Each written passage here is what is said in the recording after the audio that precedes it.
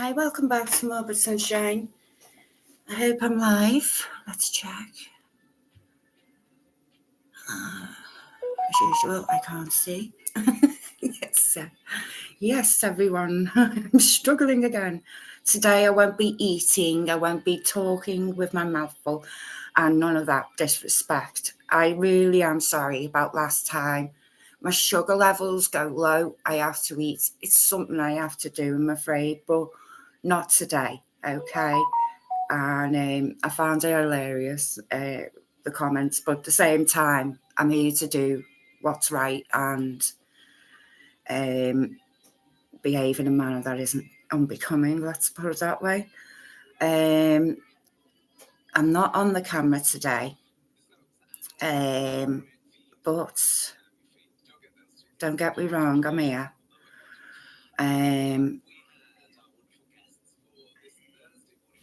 Going to put this into order today, that I'm going to put it first. I'm going to talk about Sam Walker. I'm going to talk about the things I've found going back, how from nothing to all of a sudden he's on TikTok with thousands and millions of views. Not that it's a problem with people, but when you're, let's face it, people are saying remarks that he is allegedly Robert Thompson, then I would be addressing those comments first if I was him, because on this level now, he's ending up with injuries, he's ending up with issues with people, and I really don't. I mean, I am sorry for that. I do feel bad. I mean, oh, hang on, my microphone. Freaking out. Can anyone hear me?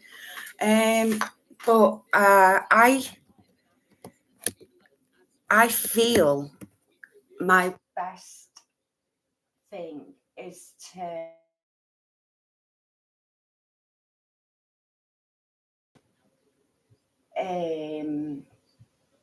honest, and it doesn't seem like, hang on, I can't get my tabs up, hang on. And it's very important to do today. I don't want to, come on, Windows. Why isn't it popping up like that? Right, yes, select that. Yes, you can have that. Hang on, I've just got a problem with my thing a minute. Not sure why. Oh, hang on. It's my fault for not seeing it. Now, I'm going to try and put this into an order. Why isn't that popping up? Sorry, guys, hang on. That's not coming up. This is why I need my best friend here when I do this, because it's no good wearing these things. So I just only came online now, so give me a minute, guys, and I'll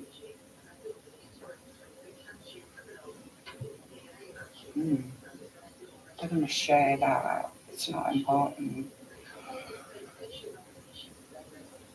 Right.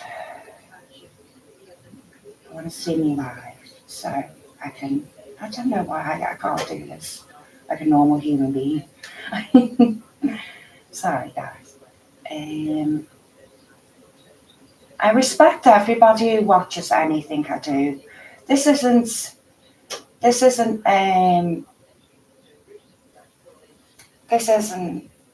working out a minute. Hang on. Hope everyone's well, doing good.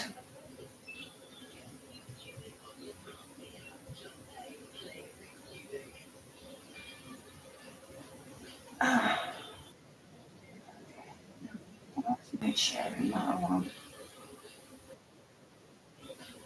Okay.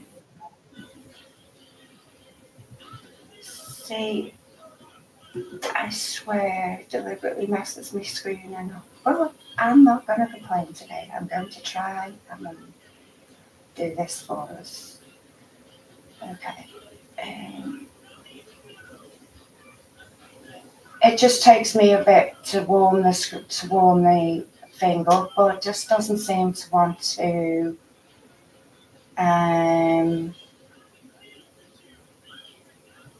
Right. Okay. Let's go to this. Okay. Right. Is this it here? Ah. Okay.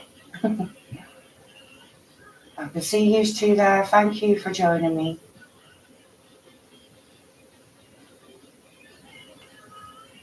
Come on, share this. Come on. Do as you're told. Why isn't it sharing? This is not good, YouTube.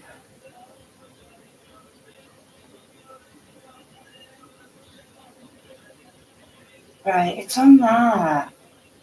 But it's not on my... Aha! We have liftoff. Okay. Alright, guys. Now I know you can see it. You see, this is it. This is me. I really don't like not discussing this. I want to discuss it with everyone and try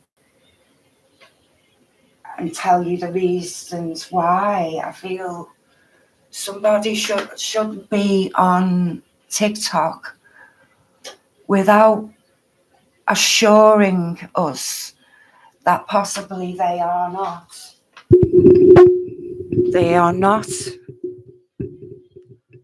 somebody who's hurt anybody. And yes, we've all got a criminal past, okay? I've been caught with ganja, I've grown plants. I'm nobody special, okay? Right? I haven't got anything to hide from anyone. But see, going on TikTok is an earner, is a good earner, right? I don't feel he's a gangster or anything. I've never heard of him. I've even heard of Fingo. I'm sorry to show his face. Now, I could be possibly very wrong, right? Now, if I was wrong, I'll hold my hand up and eat my hat, because I am not here to make people's lives hell. I don't want to do that, okay? Notorious criminal who was handed an extra 9 months in jail after treating a judge to an offensive outburst. Now, this man has had a lot, and he's not been in prison half as much. Now, I've got a friend in prison now who only punched someone once. Didn't kill him or anything like that, but he's in jail for 8 months for that. And I just find it shocking, the amount of things this man's doing and getting away with. Sorry, it just is blatant. Okay, I'm going to read some of these out. I'm actually going to read all of them out, what I find. And also, at the end, I'm going to talk about the young boy who was 2, whose life was taken in 1993. Also going to talk about how Michael Howard, how he reached the decision to not give them a lifetime, what made him, and believe it or not, Bulgars' mother didn't want them to get a man's sentence. Actually, she wanted to see them do well afterwards. She didn't want to see it going down the drain. I mean, my mind tells me that, like, if you are capable of something that horrid and that vile, you are capable of a lot worse, okay? And he comes from a family, he's got 7 brothers and sisters. Oh no, 7 brothers. He's not no sisters. Um, and yeah, his mother's put up with a lot over her life. I'm going to read these out anyway because I don't want to get myself in legal trouble by talking about stuff like that. So, okay. A notorious criminal who was handed an extra 9 months in jail after treating a judge to an offensive outburst has had his sentence cut. And sent a letter of apology. Sam Thomas Walker. Launched into a tirade against the judge, Stephen Everett, as he was handed a 20-month sentence in Crown Court in July. And this was some time ago, okay? This was, I think, hang on, the dates there, 2016, okay?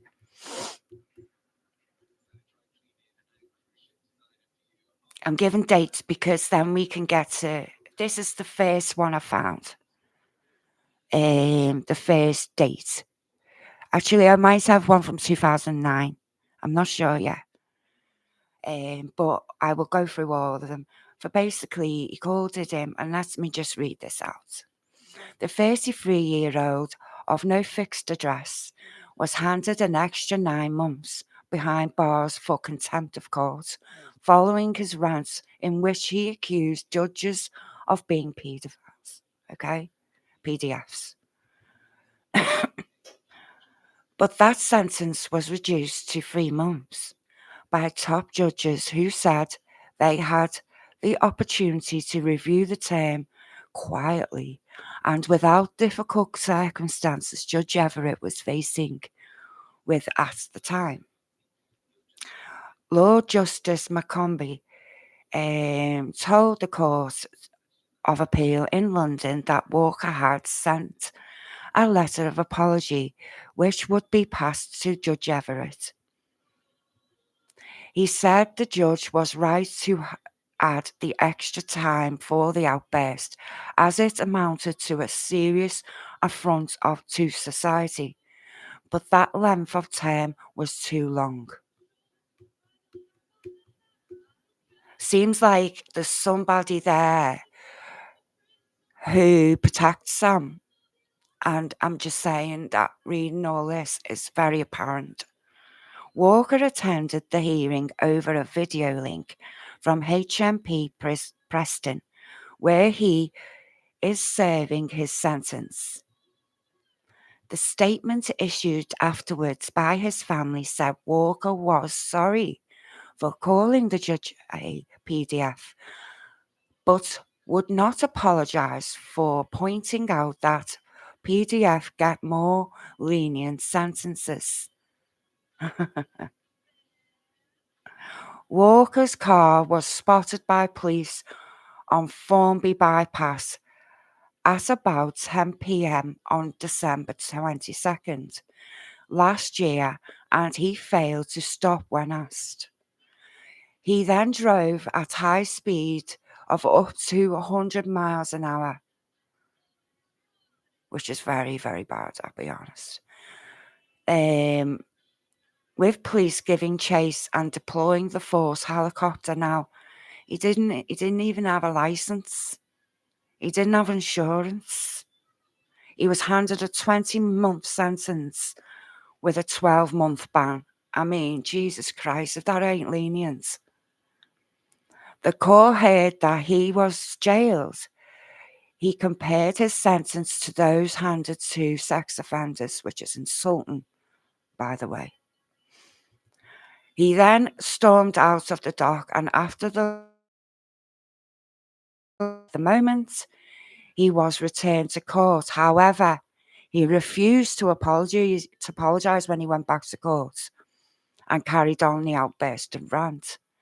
George McCombie said Walker's words ran to 11 pages of transcript and included grossly offensive language. Amongst other things, Walker said, effing PDFs don't get jailed because you are a fucking PDF yourself, you judges. It's only a matter of time before it comes out in public, he said. What, Sam? So,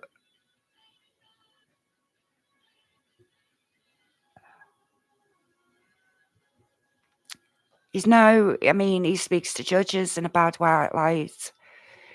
It's not very law abiding, but I wouldn't expect them to be honest. Next one. Now, I noticed that people don't like reading these out, but sorry, it's just a case of have to.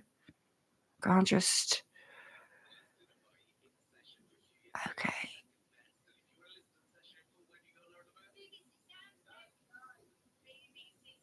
Okay, that's not it.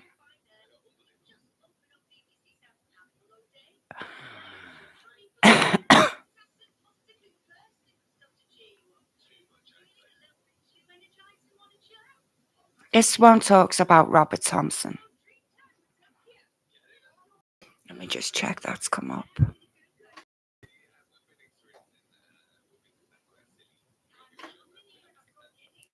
I don't know what the echo is about, but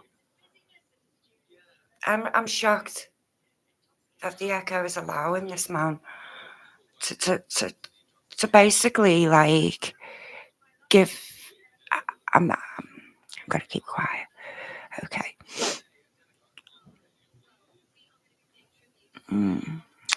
Why isn't that sharing? Come on now. YouTube! Come on, you can't. Sorry, bad language. Right.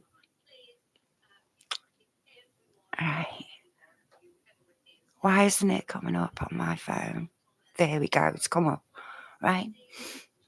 Because no point me gabbing away and you can't understand what I'm talking about. All right. Where's the article I want? The Sun.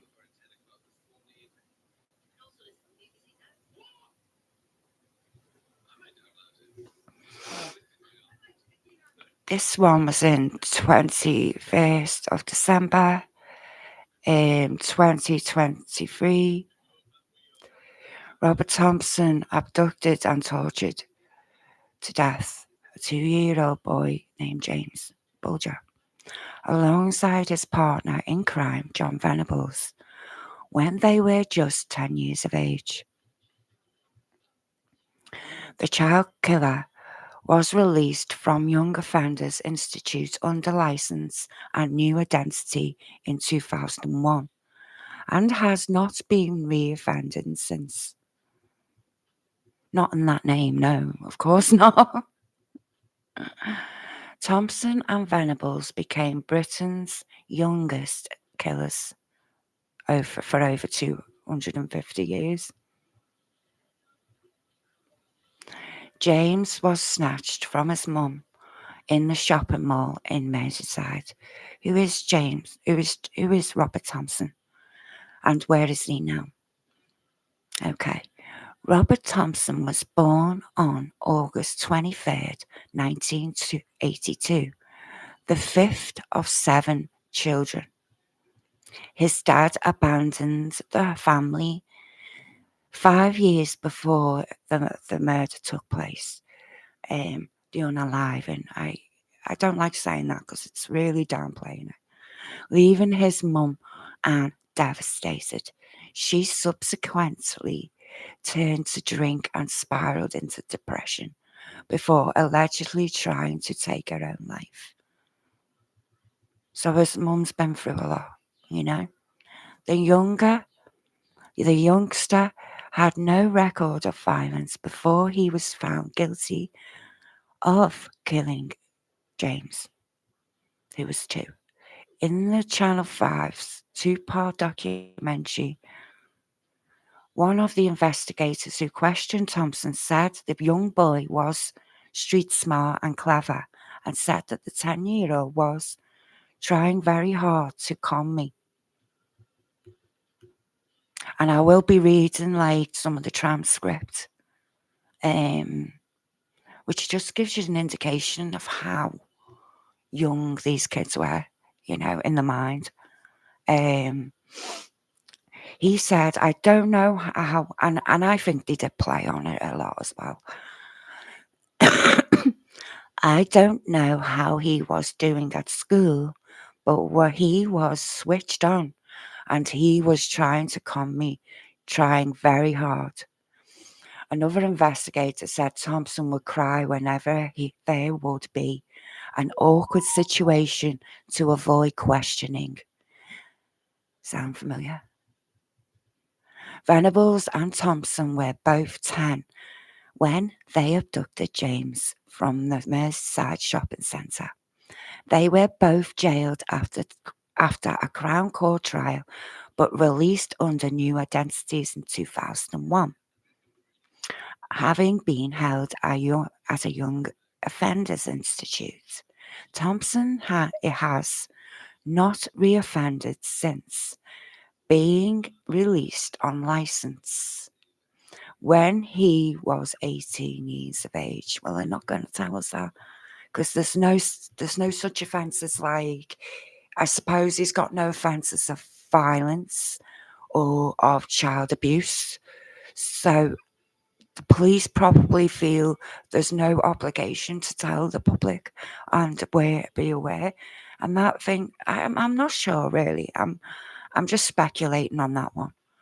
The moment James is caught on CCTV being led from the shopping centre, and this is here, okay, I think this is Venables here, and there's Thompson there, okay. I remember at the time how devastating it was, the panorama interview and all that. It was so bad. The poor father just went through some hell and back. And this was in 2016. He's lost a lot of weight since then, which I worry about. Like, he's clearly gone through it, He's fighting for the right, for justice, for James. Ralph Bulger, James's dad, this week we spoke of his mental torture he faces every day. And this is my point, lovelies, right? If there's a possibility that this person has a new identity now, and let's say for just speculation that they go online on TikTok, start bragging about their lifestyle, they're getting away with stuff and all that, it would send you over the edge, okay? And I'm here for that reason, okay? To support this man, to support this woman. And as a mother, I can only speak for myself, right? My heart bleeds, okay? I don't like my daughter walking alone. These days, it's so scary now. And, okay, let's carry on. When did James Bulger killer come out as gay?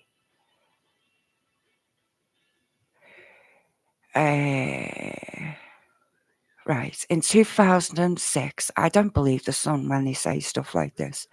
Reports claim Thompson was in a stable gay relationship at the age of 23 and had settled well into his local community in the Northwest. And if that's the case, I wouldn't be shocked to see the man. If that's the case, let's hope that it's done in a way that isn't parading in front of the face of these families. Now, I don't believe this story. I'm not going to lie. I just don't believe it. Okay? It's the Sun for a start. Was Thompson the ringleader in the murder? I think they were equally as I believe Thompson had a real bad childhood, and I can relate to that. I didn't have the perfect childhood. I had a mother who was violent, very violent, and I didn't go around killing, So it's a background, gives you more insight into the background. And I think Denise wants to know that too. What makes this boy go out and do such a thing? He didn't get the attention. He was abandoned at an early age. He was abused by his brothers, so he says. And that's his personality through family. Detective Roberts was a Merseyside serious crime squad when he got the call at 6 a.m. on February 13th, 1993, about the 2-year-old boy who had gone missing from the New Strand shopping centre in Bootle. After being in Thompson and Venables for questioning, Phillips said, "As far as I'm concerned, that day, 20 years ago, I stared evil in the face." And I do feel that. Some people are born and just are evil, you know. Um, I do this every day. I read every day about people like this. Okay. I've just done one thing where I've looked into, and this lady had an obsession with kidnapping, and then a young boy, her neighbour, goes missing. He was 4, and as far as I am concerned, that is evil. That's evilness. That's some on another level taking a young boy for 3 miles through places and shopping malls and all that. Yeah. I'm going to leave that there now. I'm just going to have a look.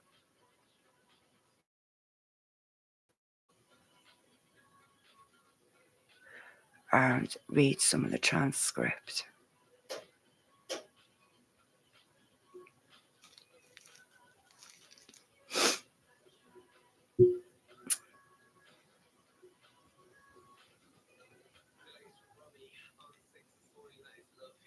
Okay, transcript isn't coming up.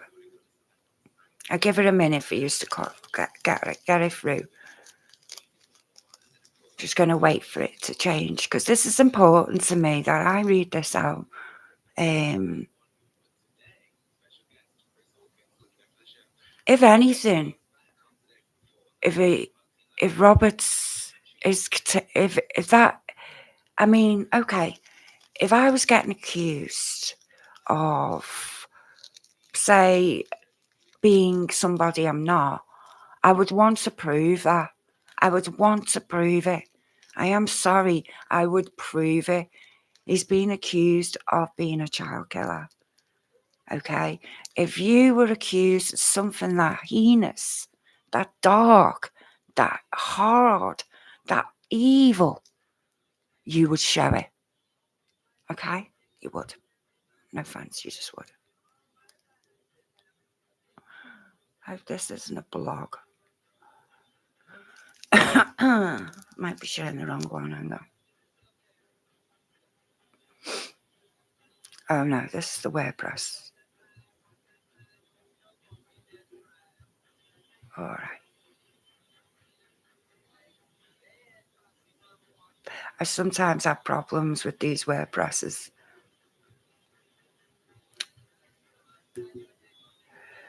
One of these reports that I read from the New Statements goes into how the public wanted blood at the time. Now, I'm not being funny. It would take a long time for a lot of people to calm down from what it was at the time, and which was a very heinous crime. I mean, did this man know what he did to the children? Probably not. He wrote it, you know. It's very sad. Okay, let's get the right report up.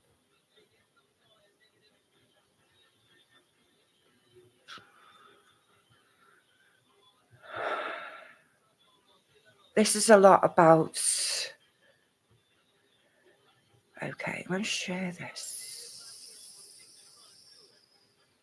The public inquiry, right? What was done in 2024. Now, I don't know if Venables and Thompson would have to go to see this, or they would be excused from going to court to seeing this. I'm unsure. But, yeah.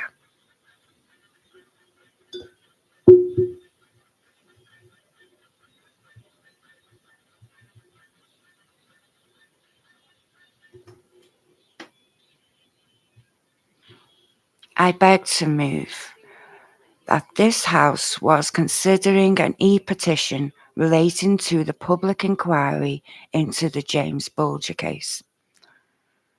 I am pleased to serve under the chairmanship of Mr. Henderson and granting the opportunity to debate over this blah, blah, blah. Okay? The Bulger family have about what had taken place since James' brutal attack and want to know where, these people are probably. The petition signed by 200,000 people, over 8,000 of whom are from Knowsley, was in place in 2018, but has been subject to a lengthy delay on the parole board hearing in relation to further offences committed by the killers. And they want to know what's happened, basically, with these people since then, which is right. Because let's say you're committing offences and you've done your time for something very, very evil, and then you're going out there using the law as a joke. I'm sorry, you should be named and shamed. I'm not being funny, you should. Or at least get off, so shouldn't be allowed on social media. And that's the thing I'm going to go right to Parliament about. Okay, I might have to do a petition. I don't want to have to do it, but you see, the thing is, it's not only for the safety of others, but the safety of himself. He's putting himself in danger. Do you understand that? And it's like, I don't want, especially anyone to die or anything like that, or to be murdered in the wrong. But listen, there's a lot of people that are still angry over James. And I'm not being funny, rightly so. I'm not going to lie, I'm angry still. I have a 9-year-old daughter. She can't even fathom this crime. What, 10? Yes, 10, sweethearts. They were 10.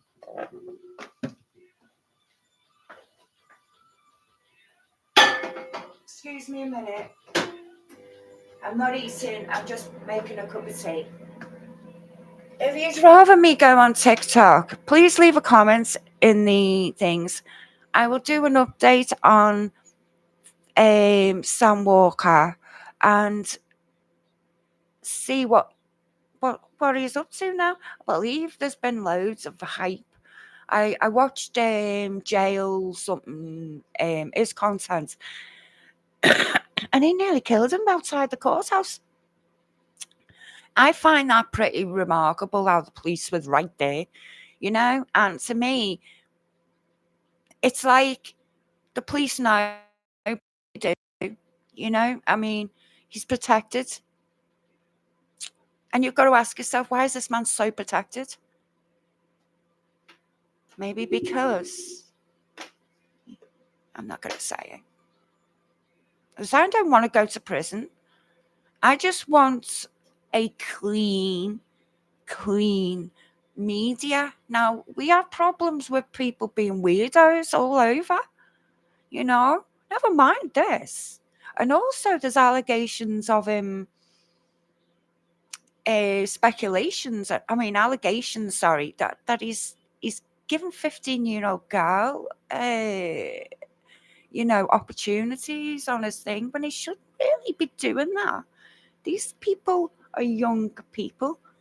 It's different from supporting someone to actually going out your way to go and brag to a young girl, and I don't know, you know. I get told all kinds, by the way. It's not that I won't tell, I just won't tell the public what. I just don't want to bring another person into it. Okay.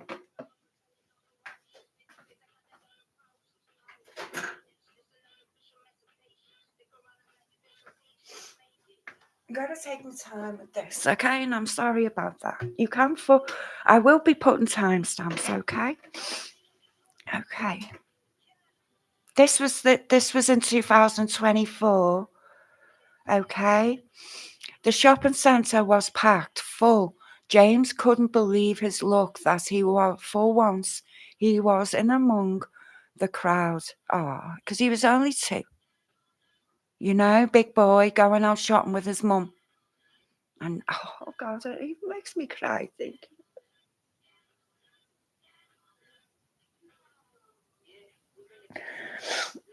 Sorry.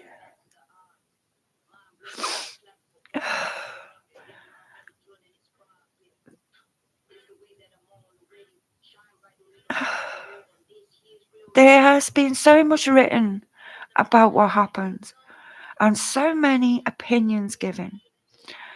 But I want to make one thing clear. I absolutely did not leave my baby outside the butcher's on his own. I would never have done that. He was with me and holding my hand as we went inside. See how quick they went away with him.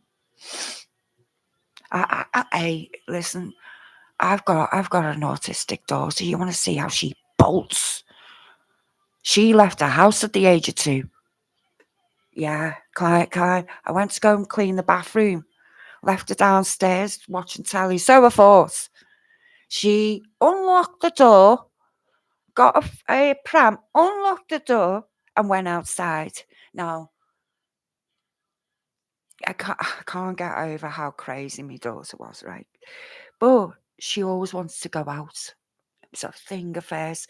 The moment she opened her eyes. And at that age, 2 years of age, right, they're very busy little creatures, curious creatures. Oh, look at that piece of meat. I imagine him. That sort of thing, poor bless him. Only time I let go of his hand was to pay for what I bought, and he was standing right beside me. I picked out the meat I wanted, and I took my bag from my shoulder. I got my purse out and opened it to count my money, and he looked down and James was gone. She goes on to say, there were rumours that circulated afterwards that I'd been shoplifting with my mum. Wow. Firstly, I have never stolen anything in my life. Secondly, my mum wasn't even with me that day. If extra proof was needed, my whole shopping trip was captured and examined frame by frame once the police went through edited CCTV footage. It clearly shows that before 3:39 p.m. I was shopping, and after 3:39 my world came crashing down and frantically tried to find my boy. It's a woman's worst nightmare. You understand me, right? It's a chilling story, okay? 2 days passed. I remember, 2 days. And James' family, understandably in extremely distress, as the police and family members searched for James. Having found additional CCTV footage that showed he had been taken away by two older boys. On the Sunday following James' abduction, Denise was called to attend a police station after an agonising 40-minute wait of the police officers investigating the case. Jeff McDonald told her, "We found him and it's not good news." As the MP for the area, I was appalled as everyone else locally, but the wave of public horror was nothing compared with the trauma experienced by James' family. I can't discuss on here what they did to James, but they did things that were really sexual as well in nature. Yeah.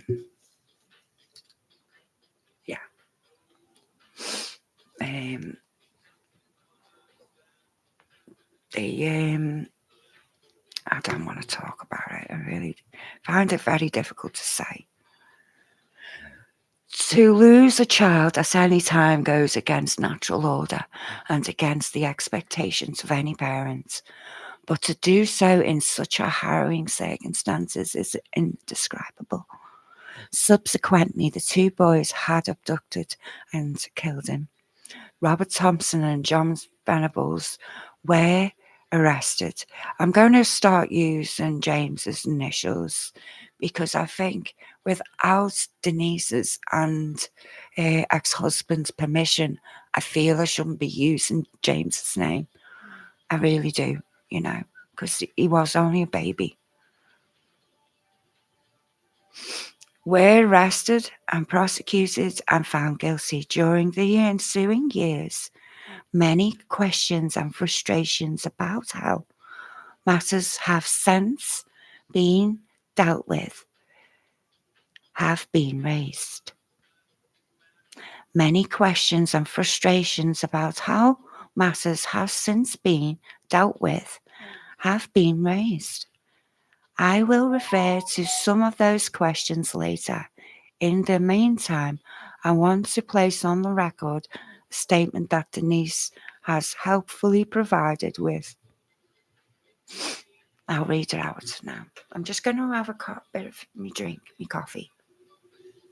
I just got my daughter to school and thirsty and hungry, but I won't eat, I promise. I'm so sorry to that poor girl who heard me crunching all the way through the last video. It's my nerves, it helps me not get angry. It must do, because I do it quite a bit here. And you know what? I'm not a big eater, I'm not a big snacker. But when I get upset, I eat. It's me thing. Okay, so I'm trying to not do it when I'm angry. It's better than drinking alcohol. I used to drink a lot, That was 10 years ago. I think Sam Walker needs to get some help.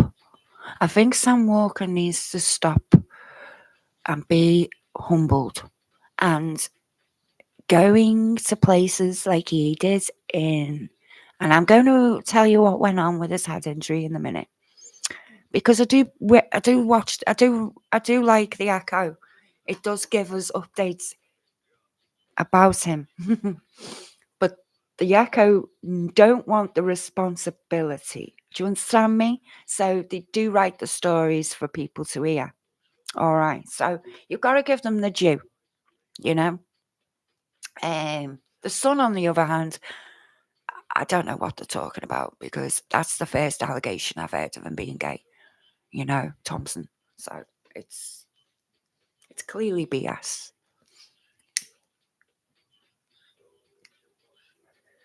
You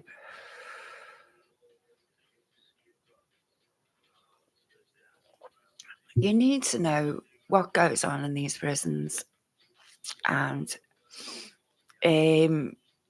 these young offenders places,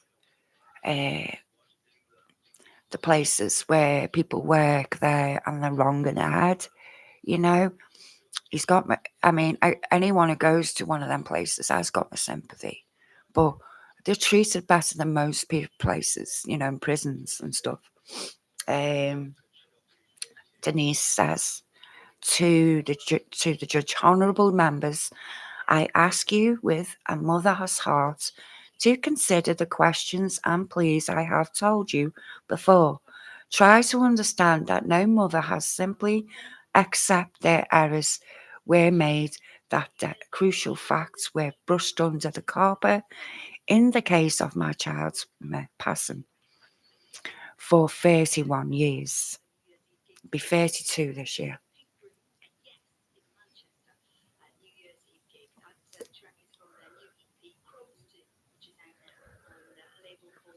I have fought tirelessly, not because it will bring my precious James back, but because he and every child like him still deserves justice. This isn't just about the past, it's about our future. It's about ensuring that no other family has to endure a similar ordeal. And right, she's right. She's right. We have to be strict on the first offence of this. You know, we have to, you know, if you then decide that you blow your anonymity, that is on you. That's a you problem. It's not our problem. We can't just keep protecting people who are bad and not to help you. I'm surprised how dignified people are on here. I'm surprised because I'm not very dignified, you see, about this. But I respect. I have a channel. I have a job to do, and I'm trying to be respectful.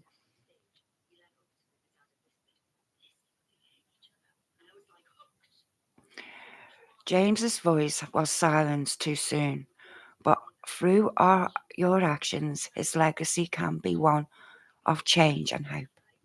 As I mentioned earlier, I have some questions for the minister and look forward to his response. First, why was the evidence gathered by Merseyside Police indicating that Thompson and Venables actually assaulted James prior to killing him and not presented at the trial at Preston Crown Court or the parole board when Venables was released in 2001 and again in 2013? Who made those decisions? I'll tell you why she says this. It's because they stole batteries and they threw one at him, and also they put two in his rectum. Okay, now that might shock us. Okay, but that's what happened. That's what they found, and it wasn't discussed in court. Now, intimate areas like that is counted as a sexual assault. Okay, um, rightly so, rightly so. Um,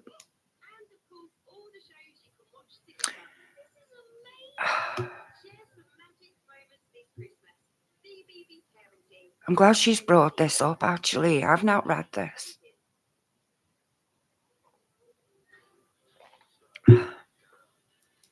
Sorry, I'm just having a cigarette. It's going to be a log live, by the way. Okay. Yeah, what do you guys think? Is anyone in the chat? Let's see. No, no one's going to listen to what I've got to say about James. Okay. I think being a truth teller gets you nowhere on YouTube. Please subscribe to my channel. Please give your comments, every bit of focus towards abuse to children, even the predators. We have to take a firm stance on it, okay? And that's my opinion, you know. I don't feel any child should put up with sibling abuse, child abuse, any abuse, okay? I just don't. I mean, they committed a offence like that. The parents took them straight to the police, you know, come back with paint on them apparently, and they knew. I'm going to finish off what Denise says. And then we're going to look at the transcript. A lot of people, I'll give them credit, they have read these things. And yeah, I hope people have anyway. And if you haven't, please listen to this. It's one of those cases, what would have been the right thing to do after they left prison? This is my whole point. What would have been the right thing to do?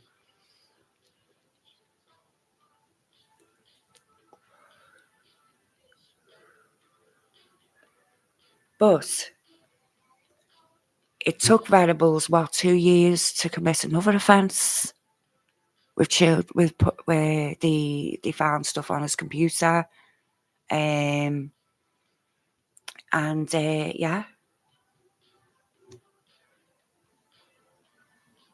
They were living in the area too. And Denise was always concerned for that. And I think that was disrespectful to Denise. They should have barred him from Liverpool completely. They didn't. Why?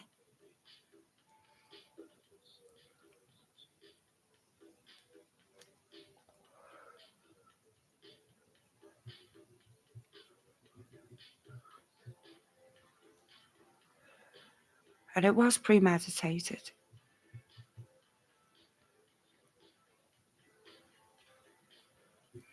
And they did do this prior to killing James, not presented at trial. So they did this before he passed, okay, before he was alive, okay? This poor boy was alive when he did that. Or to the parole board when Venables was released in 2001 and again in 2013. So he was released again in 2013 after these. Who made those decisions? Secondly, Venables in 2010, conviction for possession of extreme, and it was level 3. You get loads of levels, which is high actually, level 3. Extreme child pornography, and proves his S interest in children. Was then S interested in children missed by all of the experts, or was it no? Thirdly, was a proper consideration given to the attempted abduction of another child earlier on in the day that James was murdered? So there was another child who they tried to abduct as well prior to this. I believe this guy did an interview about it as well. I've read the interview.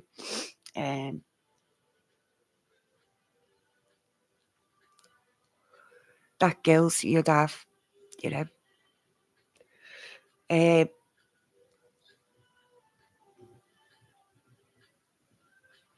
Indicating premeditation at trial and later at the parole hearing.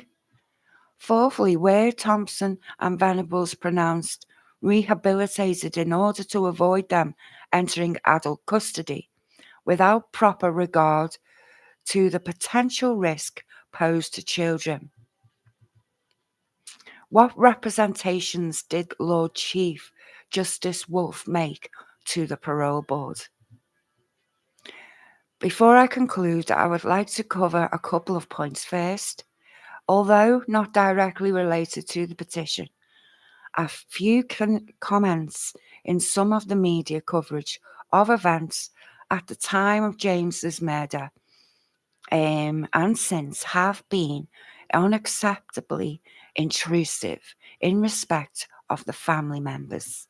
At the time, in the breach of the guidance from the then Press Complaints Commission, the intrusive into private grief was callous and cruel.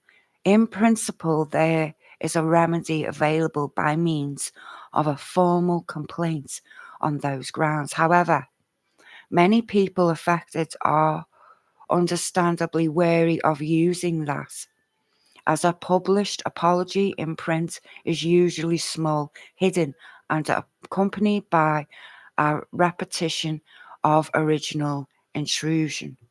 Breaches should occur. Heavy penalties on media outlets. Yes. Secondly, the question I referred to earlier exposed the fact that the initial response, whether judicial or on part of the departments, often becomes increasingly opaque and confusing as new information comes to light. A good example of that problem can be found in the government's response to the petition, which unfortunately is both overly defensive and vague. And I agree. How the transparency of the parole board decision making could be increased and how its decision could be challenged. In February, he's got a thing for February, John Venables, hasn't he? Was recalled into custody, following which Sir Amand was commissioned to conduct a review into the handling of John Venables' case between 2001 and 2010. Sir David concluded that the case management of John Venables' case more than met the national standards laid down for supervision of a serious offenders in level 3 multi-agency public protection arrangements. He further concluded with reference to further serious offences.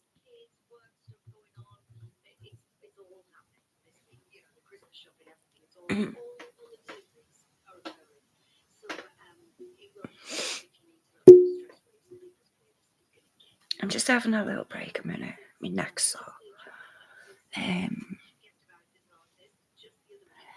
Yeah, what do you think Denise made that right choice? Because I think she has said what we've all been thinking. Why didn't he get more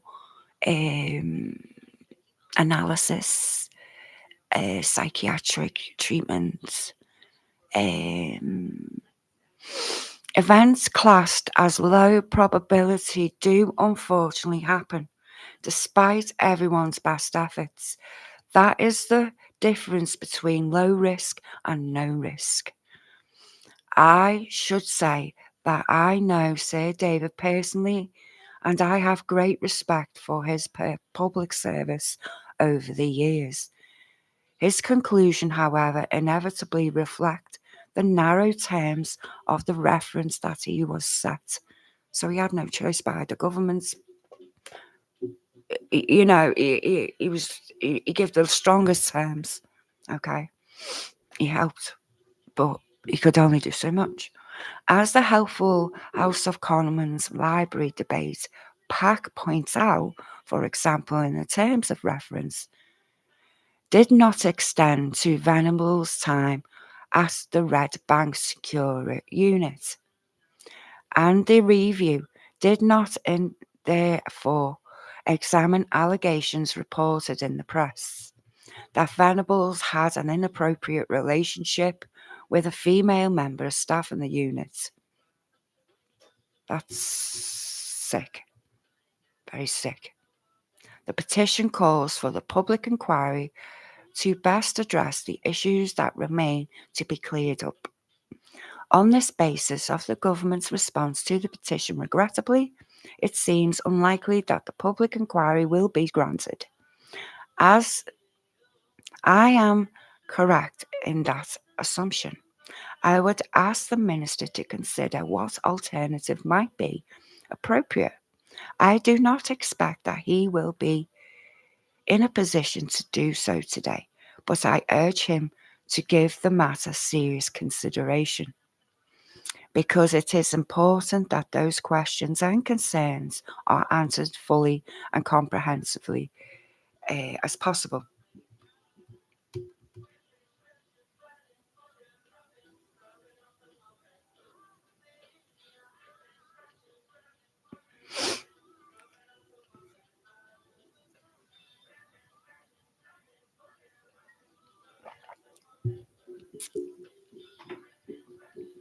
This was discussed in House of Parliament at the time as well. I don't watch it really, keep up with the House of Lords and all that, but Gordon Henderson in the chair, he begins, before I call members to speak, I will remind them that there is a court injunction regarding the release of information related to James Bulgars' murders, including information about their current identity and whereabouts, and I ask members to be mindful of that. Jess Phillips. For the bulk of the time, I am going to indicate my voice as a Right Honourable. I'm going to skip this.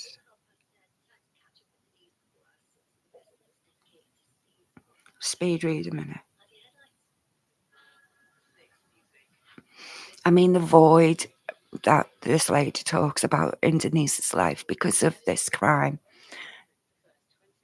is wrong, and it it's complicated, it's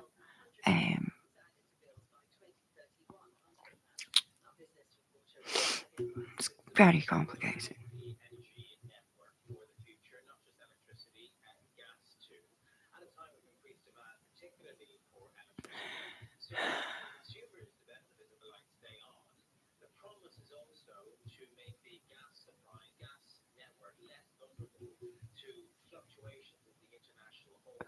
Now I'm going to read this WordPress.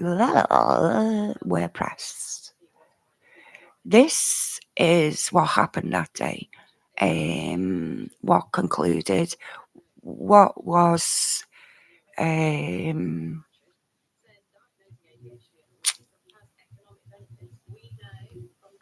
police interview, basically, okay? At home, John showed an intense interest in the story of James's disappearance. He asked his mother if they caught the boys. If I seen them lads, I'd kick their heads in, he said on Sunday, when his mother told John that the little boy had been found dead on the railroad. John expressed concern for his poor mum.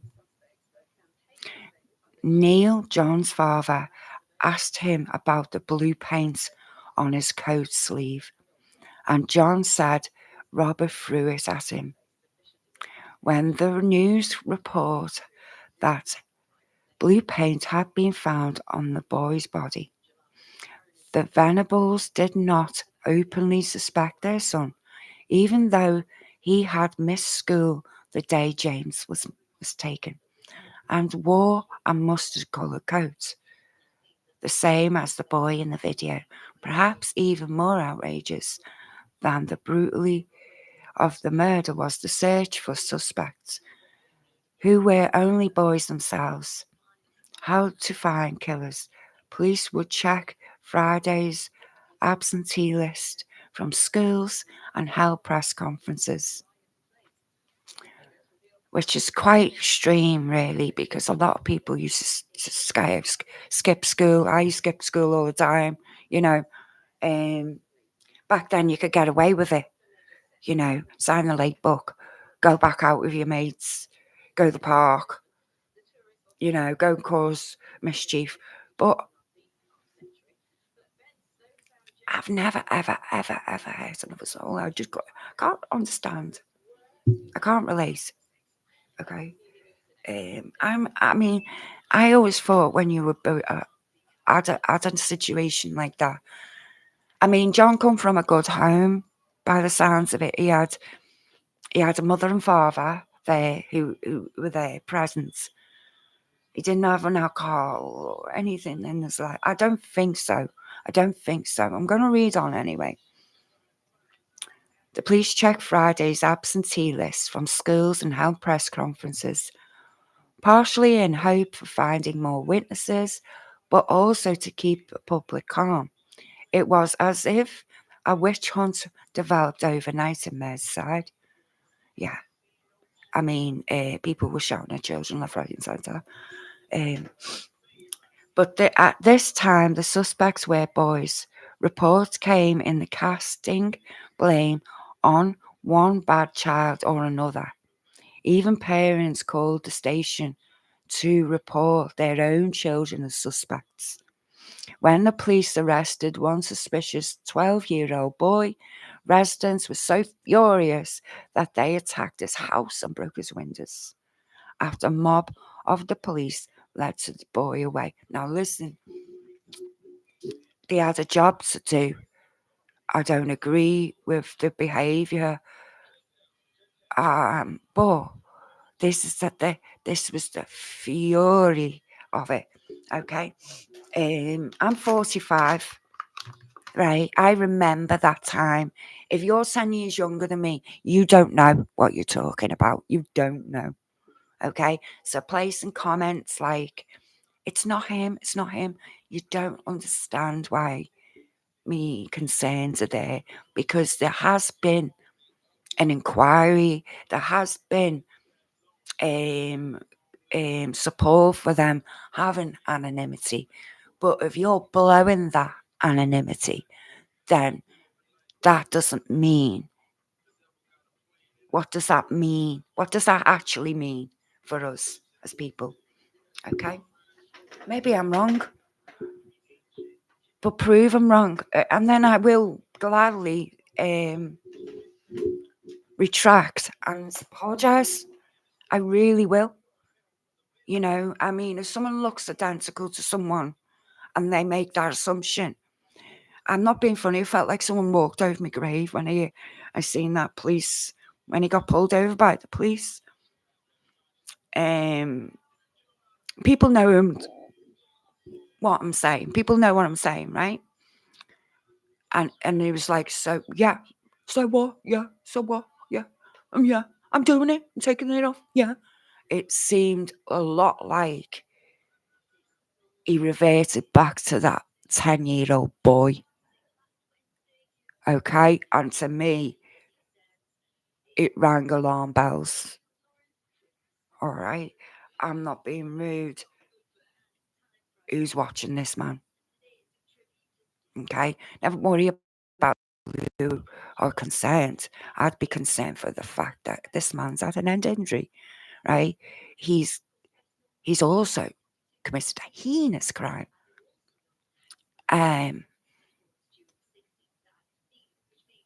Are children protected? Children are allowed to go on TikTok at the age of 14. I will never allow my child to go on TikTok, by the way. It's just not a place for children. Because I know that there's people like, yeah.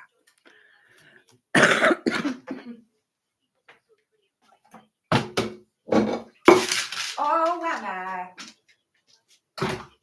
Just knocked all my sugar over. Damn it.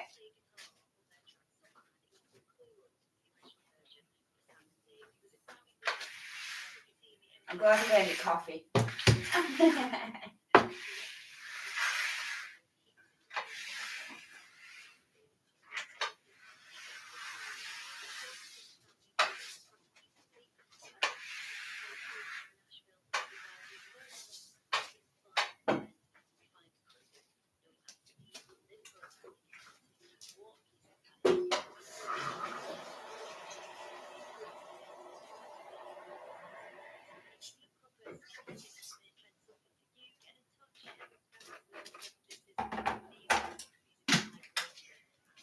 funny how people call me a conspiracy theorist when I point out stuff that's the truth. It's the first thing they do. It's one of them. Oh, you're a conspiracy theorist? No, I'm just a realist. Okay, I'm just a person who wants answers like everybody else. You know.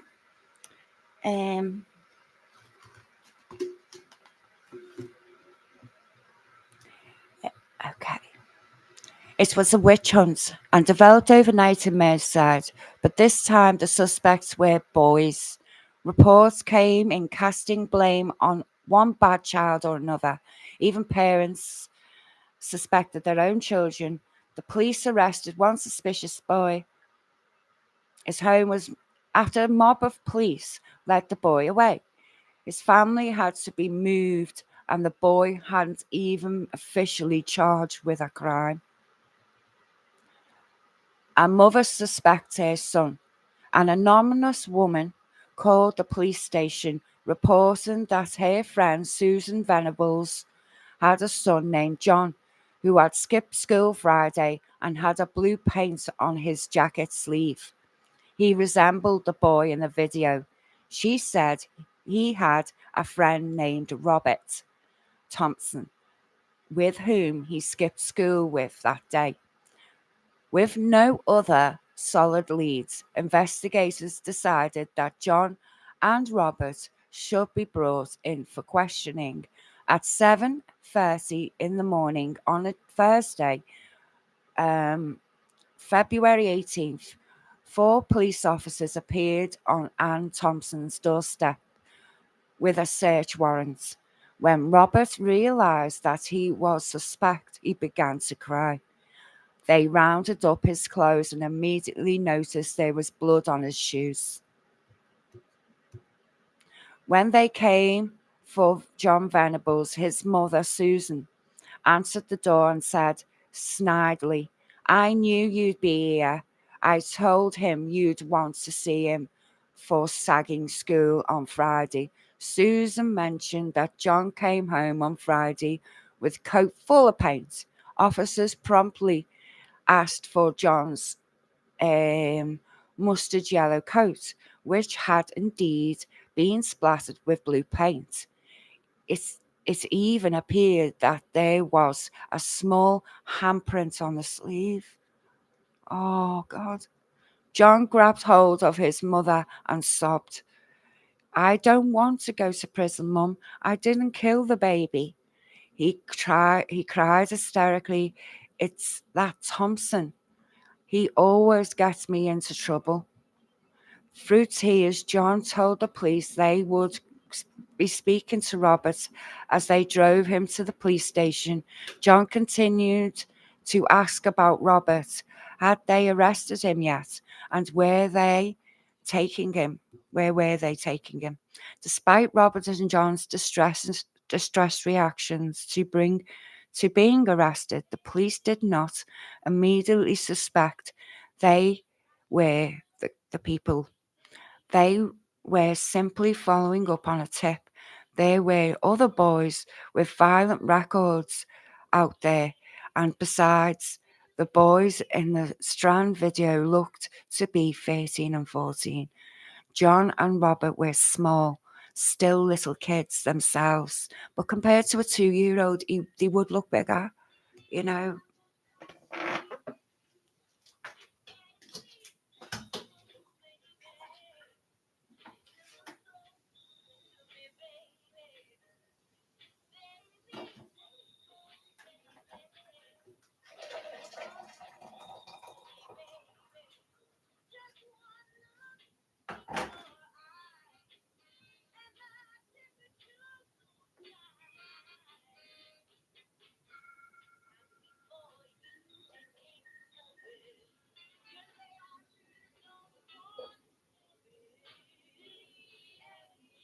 I hope I'm still live. Am I? Yeah. I know I haven't got no one watching as usual because YouTube, please don't put yourselves out and stretch your efforts here. But you know, fuck's sake, I never get anyone watching.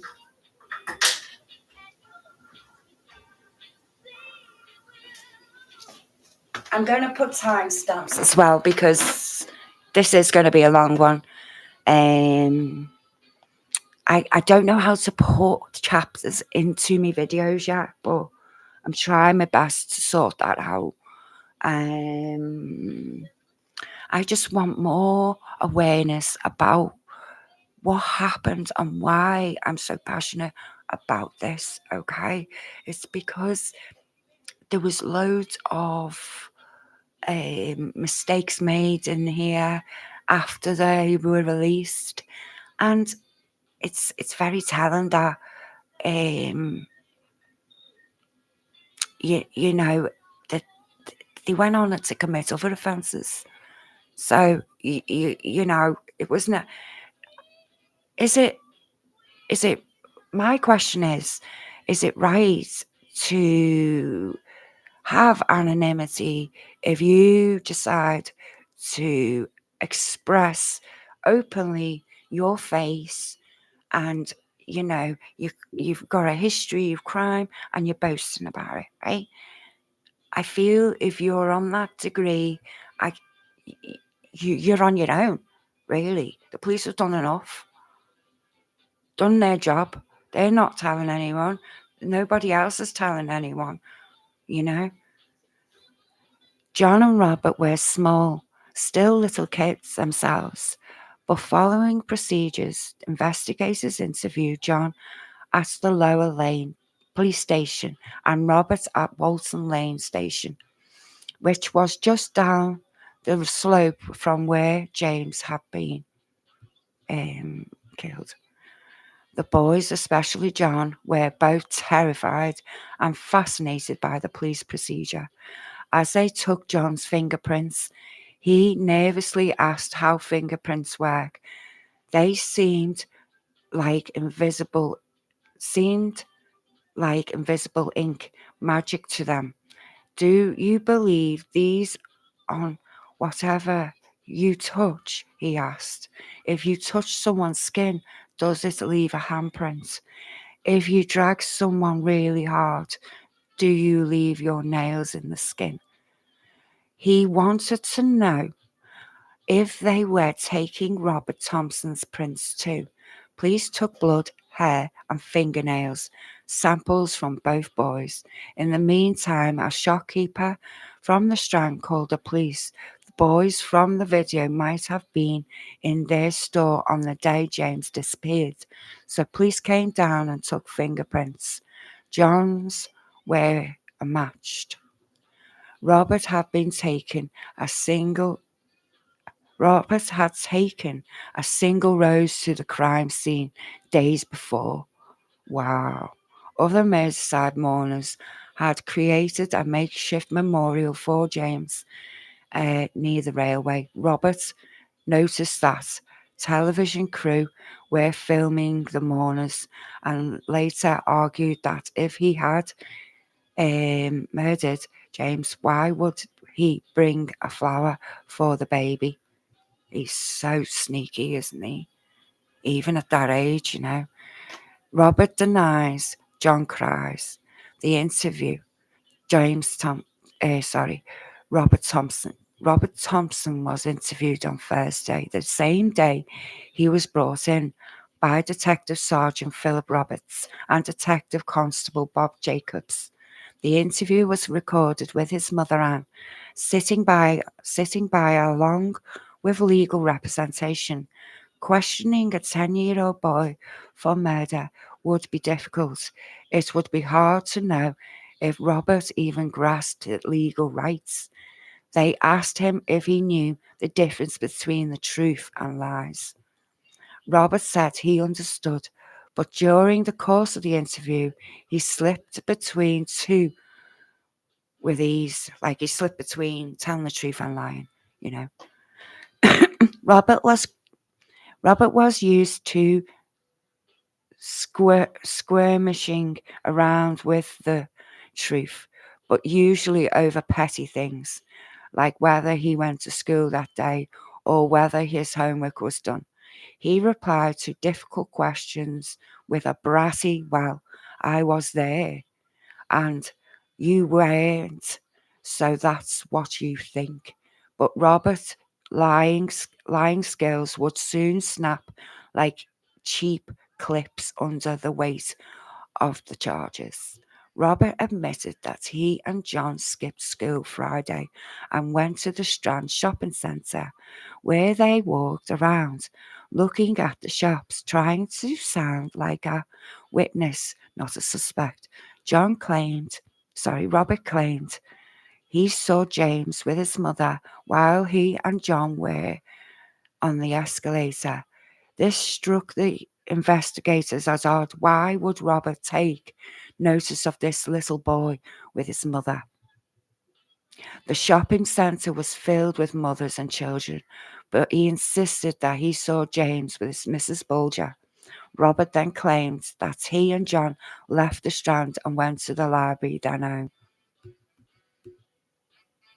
May have followed Denise, you see. I feel he did. During the break, both investigative teams conferred. John had said that he was with Robert, but would not admit to going the Strand. Upon commencing the interview, the detectives asked Robert why he thought John would lie about being at the Strand.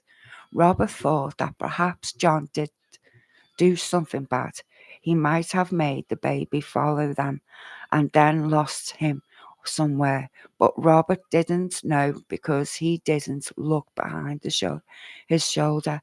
When investigators said that he had the same jacket as one of the boys in the video, Robert replied, "Many jackets get sold the same as mine, but what about John's more distinctive jacket?" So he's trying to throw the blame onto his mate. "Yeah, well, he's not walking along with me." Throughout the interview, Robert's responses were unflustered. He has been a tough guy all of his life and knew how to keep his cool. He admitted nothing. Detective Roberts, this is a part of the interview. "We believe that you left with baby James and with John." Robert says. "Who says?" The detective Roberts. "We say no." "No, I never left with him." Detective Roberts. "Well, tell me what happened then." Roberts then says, "It shows in the paper that John had hold of his hand." He had slyly implicated John without admitting to have seen him do it, but he had also claimed to be with John all day. It was only moments before he would be cornered into admitting more. Robert sometimes cried when he was caught in a lie, but detectives were suspicious of his sorrow. No tears, and the crying suddenly stopped when the pressure was off. He began to sob. "I never touched him." Now, the thing is with compulsive liars, they're very good at lying, but what gives them away is the way they snap back into that defense mechanism they have. And I see a lot of that in Sam Walker, okay? I'm just saying, I see a lot of it. These are the speculations I have with Sam, okay? He has a lot of traits of this, Robert, okay? Robert has now admitted that John and James had James by the hand and they walked around, but let him go by the church. Upset, Robert lamented that he going to get all the blame for the murder. Finally, late in the evening, Robert was told that he was being detained and could not go home. "Why do I have to stay here?" he asked.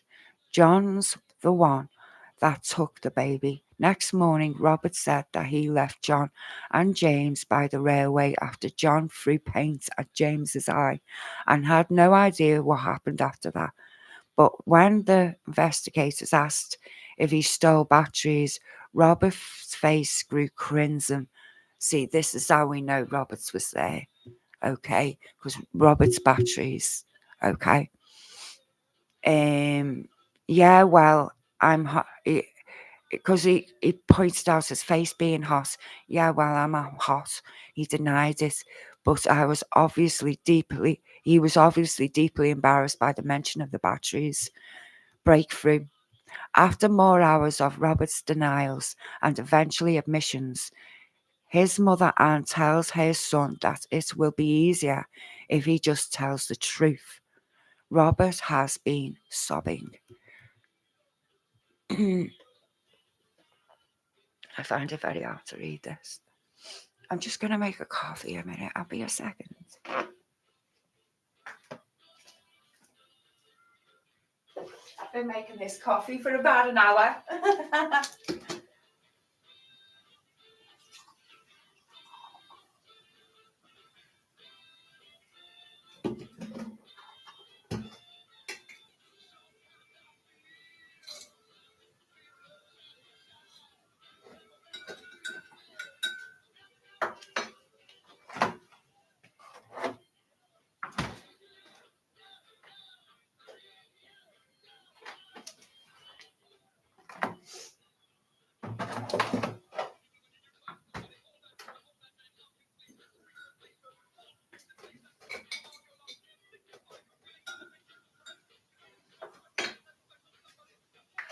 I worked as an assistant for a solicitor who worked for Ian Brady, sorry.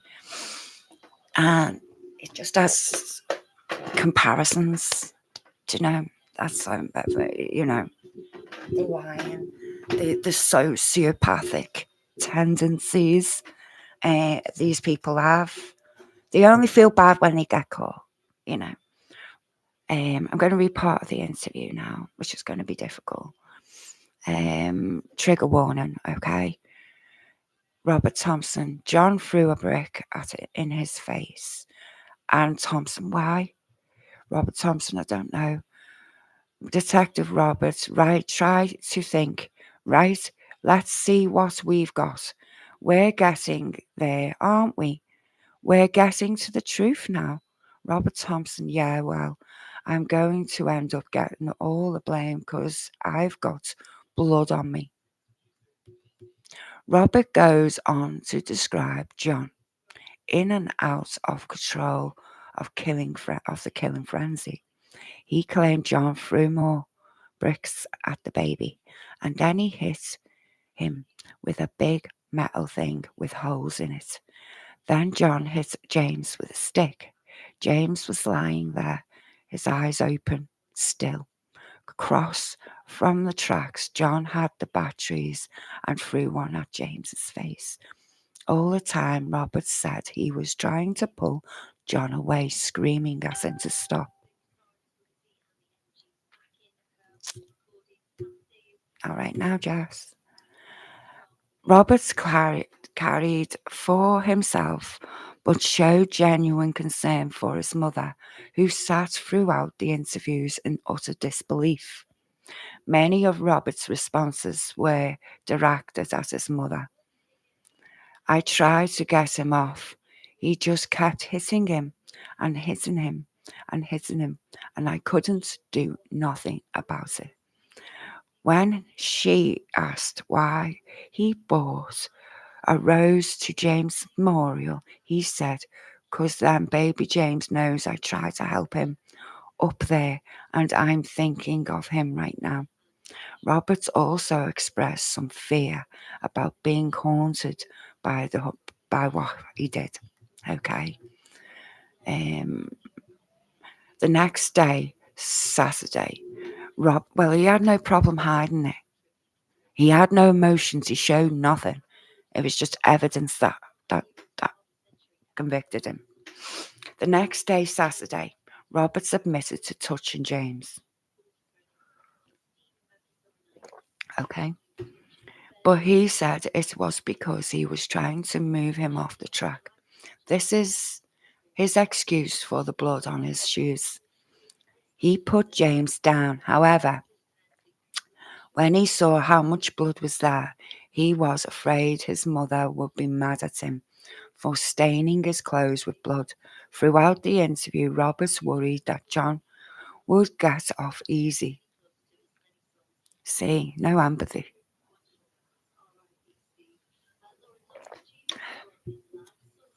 At one point he cried, "Well, you can go and ask our teacher who's the worst out of me and John, and she'll tell you John." He also said that he had his own little baby brother Ben. Oh, that's even more reason to question what you did that day. I'm sorry.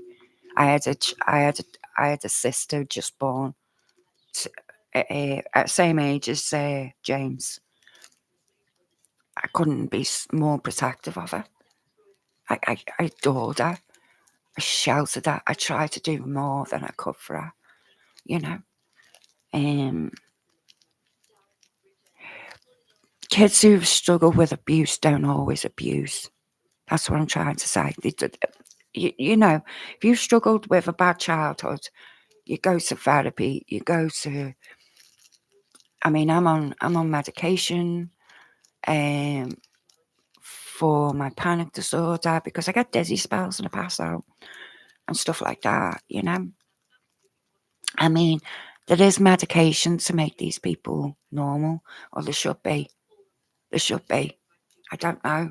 You know, not a doctor. No, I don't know any doctors, but it's a lot. It's a lot. Throughout the interview, Roberts worried that John would get off easy. At one point, he cried, "Well, you can go and ask our teacher." I've read that bit, sorry. "Why would I want to kill him?" Roberts said, "when I've got a baby of my own. If I wanted to kill a baby, I'd kill my own, wouldn't I? I'm not a pervert." Very defensive, isn't he? Ew. Detectives saved the most difficult questions for last. James had some trauma to his genitals, and the police believed that one or both of the boys had inserted AA badges into his rectum.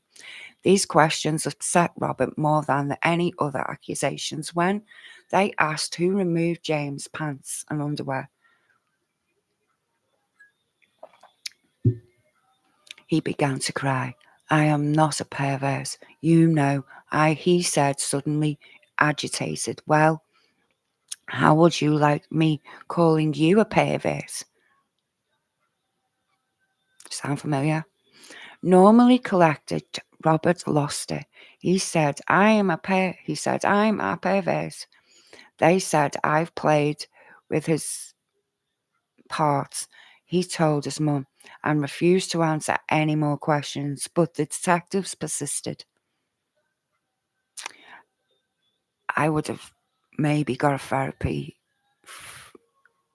but it's amazing what this detective got out of him.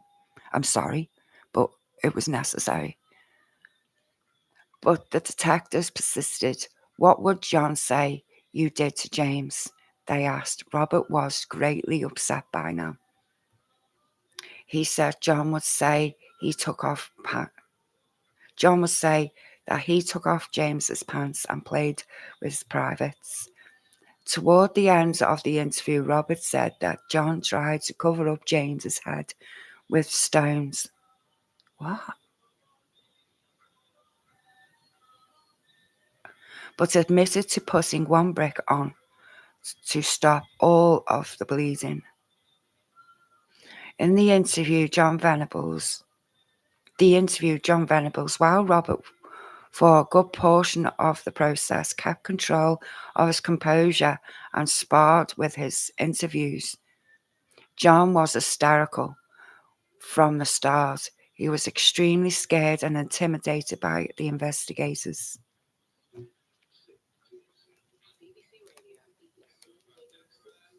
Seems like they're very equal. I mean, one was going to have that idea, but they both went for the idea. They had to halt the questions when John became too distressed that he couldn't speak, which was often. He didn't lie as much as he avoided the truth. After he calmed down and was encouraged to be honest, John would admit to some things, unlike Robert, who denied everything. His mother Susan was there, and her presence upset John.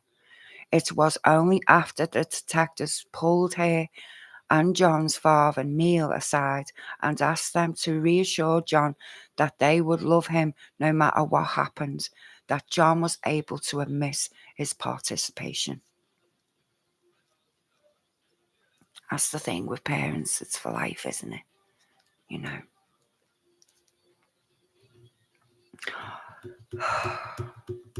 But they took a life at the same time. You know, it's very distressed situation. It's vulgar. It's so completely tragic. And I do really sympathise. For now, even 32 years on, this story is still haunts people. It's the reason why children don't play out. Okay? But this was done so quickly, and so they tried to do it to another boy. This is what I always try and point out. They were looking for that opportunity. Okay? John wanted to put down Robert. Robert was bad one, the troublemaker, and he avoided Robert at school. Robert mostly played with girls because everyone else thought he was bad. He's such a girl, he said. John talked about how Robert collected troll dolls, the naked ones.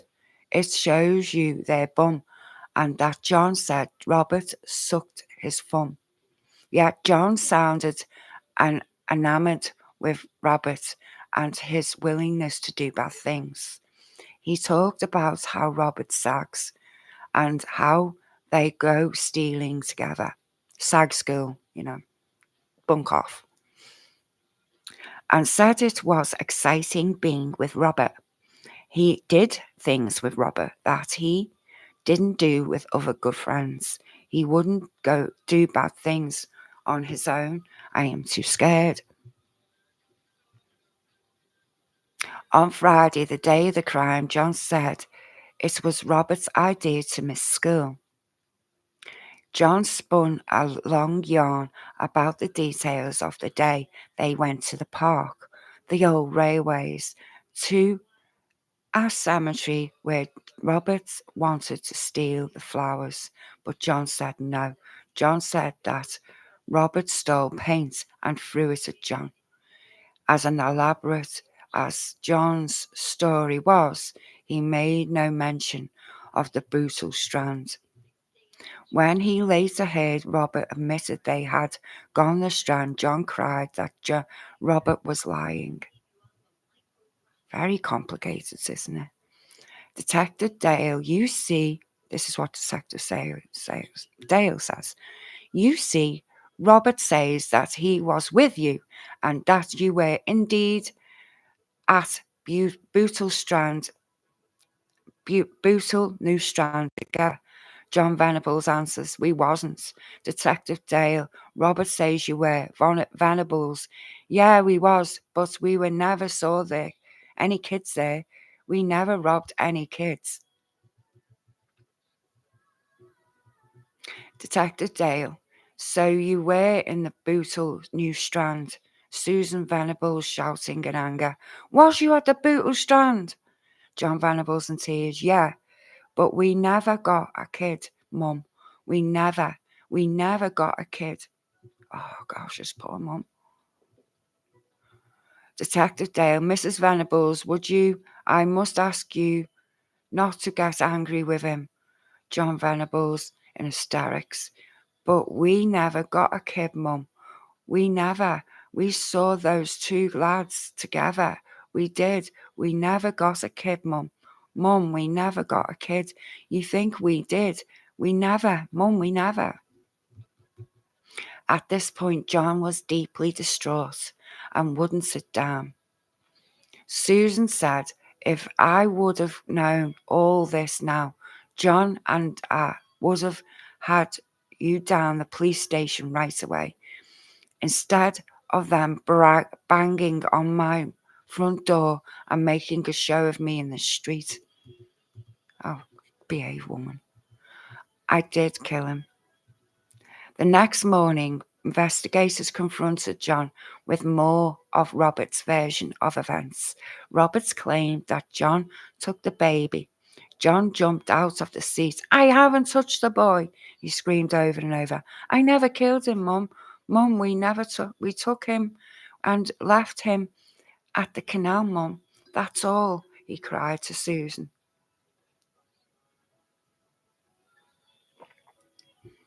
They asked how did they get the baby at the Strand. He was just walking around on his own, he claimed. John saw that he was contradicting himself, telling obvious lies. The more cornered and the closer he got to the truth he was, more distressed he grew. Telling the truth really does hurt, does. The detective believed that John wanted to tell the truth, but he was scared by what his mother would think. After both Susan and Neil Venables assured John they'd love him no matter what, he urged him to tell the truth. John climbed into his mother's lap and sobbed. Just shows you how small and young they are, doesn't it? I did kill him, said John. What about his mum? Will you tell her I'm sorry? This was what investigators needed. John had admitted it, plain and simple, but they were curious about the I in the confession. They were sure Robert participated. The question was, what to what extent? See, Robert has lied all his life about it. Yeah. I'm not being rude. People need to really be careful of these internet bros who say things like, oh, don't choose crime, but they're all committing crime. They're all drug dealers. They're all like scallies in some respect or other. And I'm not being nasty or nothing, but you then have that situation where, you know, people look up to people like Sam Walker and they don't know who they're looking up to. You know what I mean? He's saying, "Oh, I'm not a gangster and all that," but he's a proper scally, you know? And I'm not being funny. People I know who are, and they're not scallies, gangsters, they're normally very quiet people. They're normally chilled and they wouldn't want fame on YouTube. They wouldn't want fame on TikTok. You know? There's so much I'm getting at. I'm not saying that it's wrong to do. It is wrong to sell drugs. It is crushing our society. It is something that I don't want my kids to do. It's something that you shouldn't want your kids to do. It's something that we need to endorse in our children. They have to take responsibility for their actions. And this is all to do with that. And I think we're too soft on our kids, which is a bad thing. You know, because if you give your kid everything, look at the Gypsy Rose case. If you give your kid everything, there's a high risk that they could turn on you. Okay? Don't get me wrong, I spoil my kids. I've committed. Don't get me wrong. I've been to prison. I've done things like in the past. I'm not saying prison, but I've went to the cells. You know, I've grown plants and things like that nature. Okay, I did something I regret. I wasn't a scallywag going online, gloating about it. Yeah. I wasn't showing all my plants off. You know what I mean? I even showed one fella how to grow them. You know, for nothing. I was just a hippie, you know, who wants to smoke, you know. I don't judge people for that. You know, people know how to have the powder because, it's in your system so long. I had to quit work because with my arthritis, I have to smoke cannabis at night time to help me rest because otherwise I'm in agony, you know. Um, I have a lot of empathy for people who've went to the prison system, who've who've who've who've, who've, who've committed crimes, right? And they're the proper human beings who want to get a wife, a house, children, settle down, have that to look after. And you get the others that won't grow up, behave like gangsters when they're not, um, full of steroids. You know what I mean? I wouldn't be worshipping these people.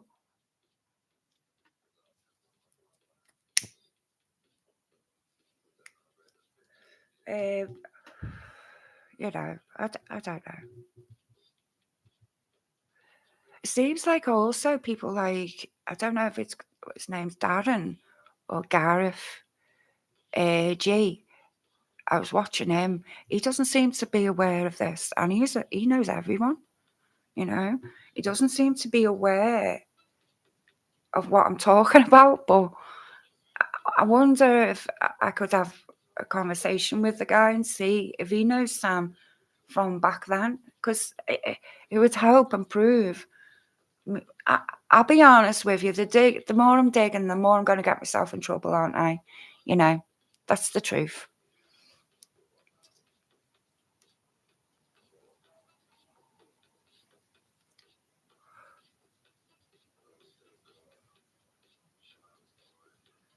Don't worry. If you are offended by what I say, you just have to get that sand out of your pants and just move on. You know? I don't have anything against young lads being young lads. Right? There's a difference. There's a difference. Okay? We grow up. My brother was the same. He was a dickhead, an absolute dickhead. If it wasn't for me, he would have been in prison.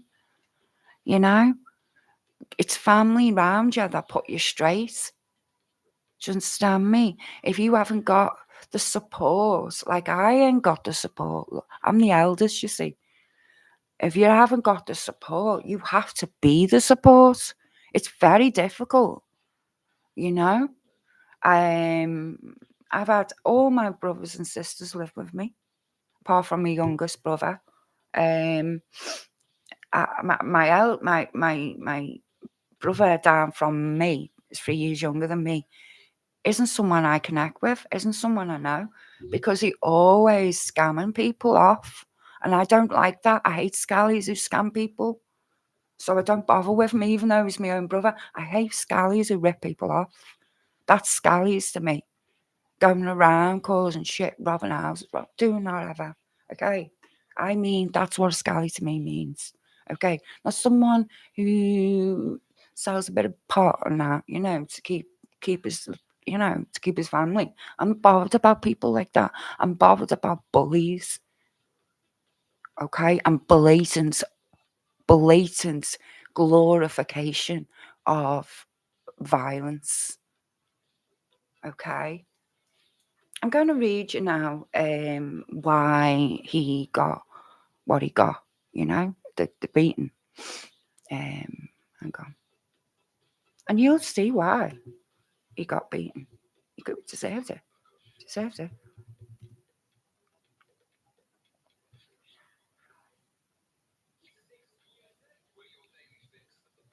I don't think many people know about this because he hides it. Okay.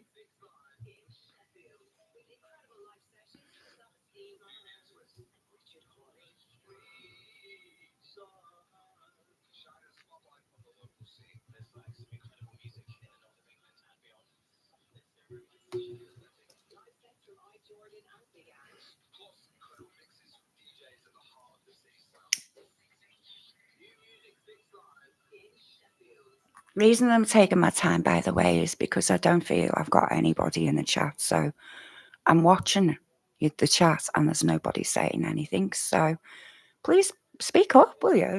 You know, I'm anything you were. If I say anything that offends you, I am apologies. I don't tie with people with the same brush, though. Okay. You know, my stepdad was a bank robber. I'm not going to be judging people. You know, I've got a past. I've cleaned up, stopped my drinking. I've been clean 10 years. I smoke a bit of blow, so what? You know what I mean? I don't smoke meth or anything. You know, I've never touched a hard drug, but I've never touched cocaine. I've got a problem with my nose, to be honest. That I can't. I've got nose bleeds a lot. So I was never like into that.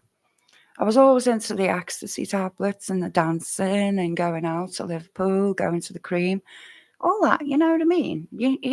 I had a good time in me teens. You know, I bunked school and went out at 14 to the pleasure room. Fucking pleasure room. Funny enough, I ended up living right by it before it was knocked down. Yeah, some time ago. I'm a squirrel wirrel, so yeah.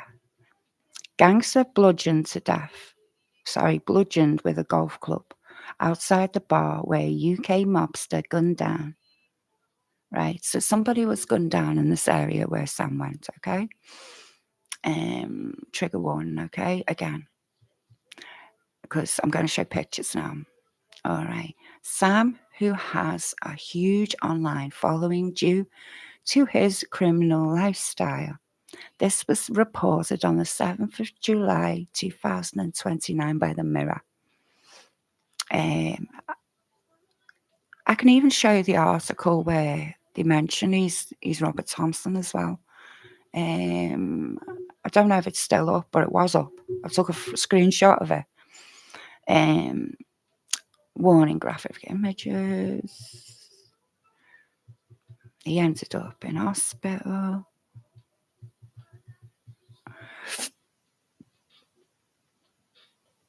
Prolific criminal Sam Walker is believed to have dozens of convictions.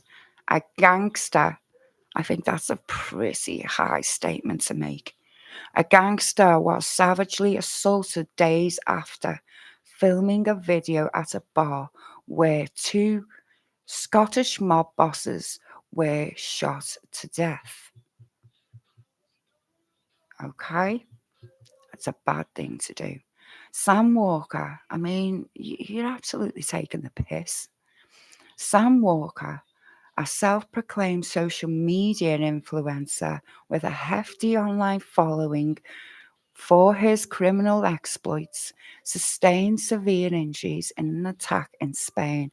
He ended up needing a number of staples in his skull. A bloody assault followed his posting of a clip of Monaghan's bar in in the Costa del Sol in May. Ross Monaghan and Eddie Lyons Jr. were gunned down in the same bar in front of terrified customers who had been watching the Champions League final. Walker visited the Spanish bar where the gangsters Eddie Lane Jr. left and Ross Monaghan were murdered in May 31st. So these two lads have been brutally killed, coldly killed by proper gangsters. Okay. See, this is the thing. He's messing with these people, and it's going to end up in a really bad situation for him. Walker from Liverpool visited the murder scene shortly after the shocking incident and broadcast it on his Instagram and TikTok accounts. At the end of the video, he says, "This is a message to any one of yous out there. Stay on point, because if you get caught slipping, that's what happens. 3 people have been whacked. 2 people are dead. Have a nice day." Bam, bam. Now, what's that saying? He's saying like he's responsible for whacking these guys out. Okay? He's asking for trouble all the time. He thinks he can get away with it. His actions were seen as disrespectful. Yeah, I'd say. Disrespectful to the recently deceased victims. However, it was then later revealed that Walker had been brutally attacked in Puerto Buenos, nearby, where he suffered serious head wounds that bloggers speculated involved a golf club.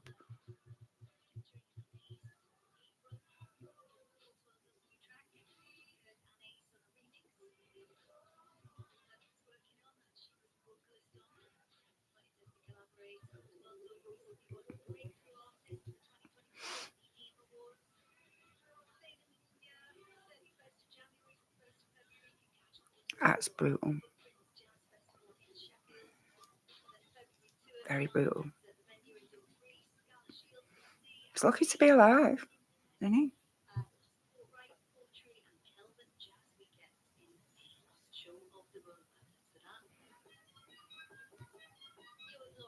Following the surgery in Spanish hospital, he released several videos seemingly flaunting the staples in his head. See, he doesn't learn. He does not fucking learn.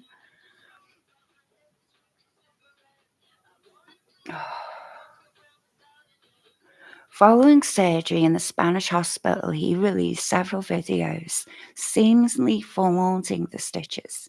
A source told the Daily Record Sam Walker is very well known and has a big social following, but he is not in the same criminal league as some of the big players who have settled here. Walker is known to create noise around his movements and to chase followers and hits, so there was skepticism at the seriousness of the attack at the start. So it's like someone crying wolf all the time. You'd be like, what's the truth here, you know? But it does seem that he was very badly injured. It has been reported on several social media channels that the side of his head was caved in and fragmented bone were lodged in his brain. The insider continued, "We don't know for sure, but the video he made shortly after Glasgow people were murdered did not go down well in some quarters, and there remains the question that he was attacked as revenge." Yeah, could have been a case, but you can't prove that. So, he's got a lot of enemies, possibly. You know.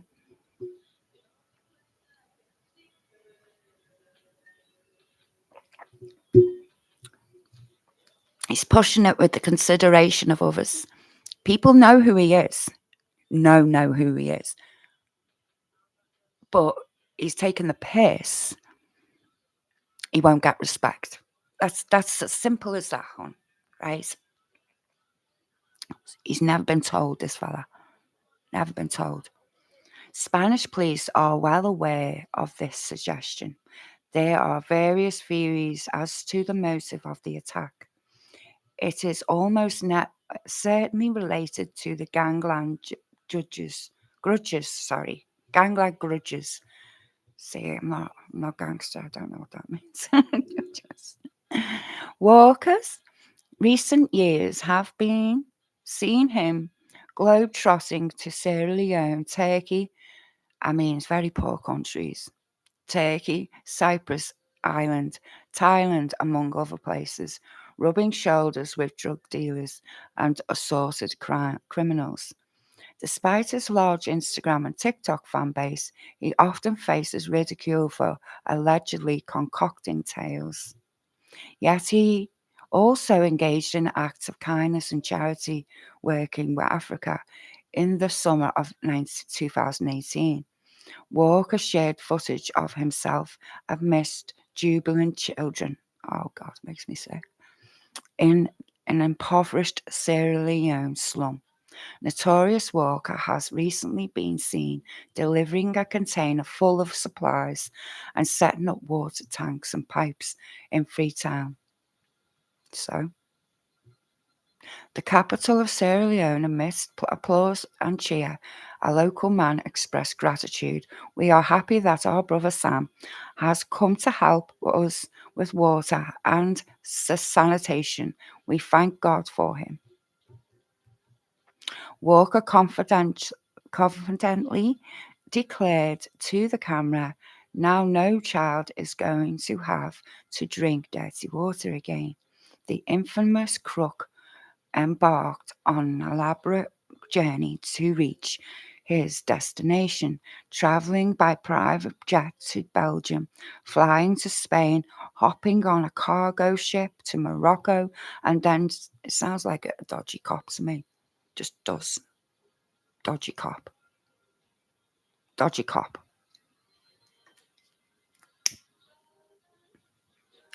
Undercover sort of grass, you know. That's what I mean by scallies, by the way, is grasses. I don't like people who grass. I just don't. Just don't agree with it. I'm no gangster, but I've got one thing in common with them. I don't like people snooping into my business. I don't like people grassing on people. I just don't. Unless it's real serious, like children, I won't, you know.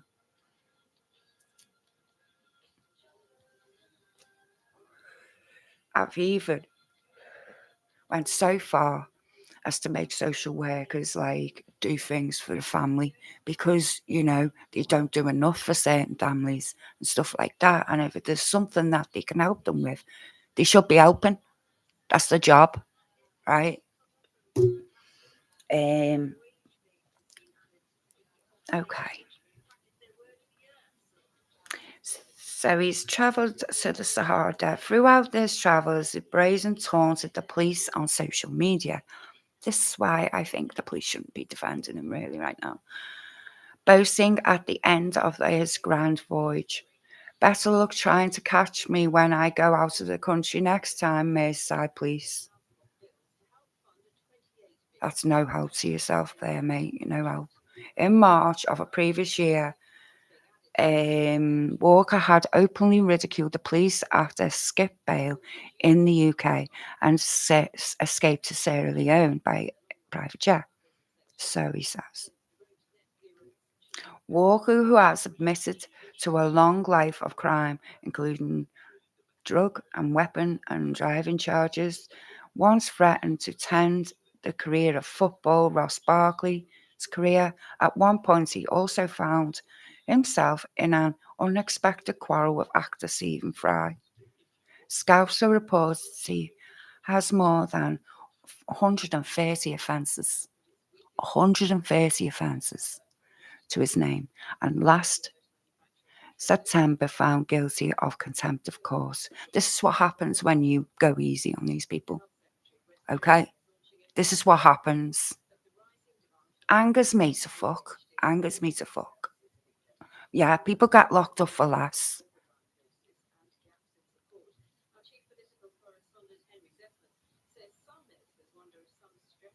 I'll read some more. I might go to TikTok for you guys and because I love you all and we are. This is what he went to court for last time. Sam Walker denies spending threatening voice notes as he appears in court. Walker has denied sending threatening voice notes to a woman, a 42-year-old of the Strand in Liverpool city centre. Very odd. Appeared before Crown Court this afternoon, Monday, after being charged with one offence of sending a communication threatening serious harm to a woman. It's not a gangster. This alleges that on August of 24 this year, he sent communications that were threatening a serious harm, intending or being reckless as to whether an individual encountering the message would fear that the threat would be carried out. The The count relates to 2 voice notes with which they're sent to a woman named, I'm going to leave her name out. The threat said to have concerned her dad, Clive Williams.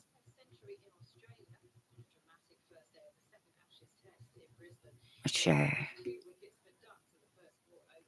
Blatant again. Blatant.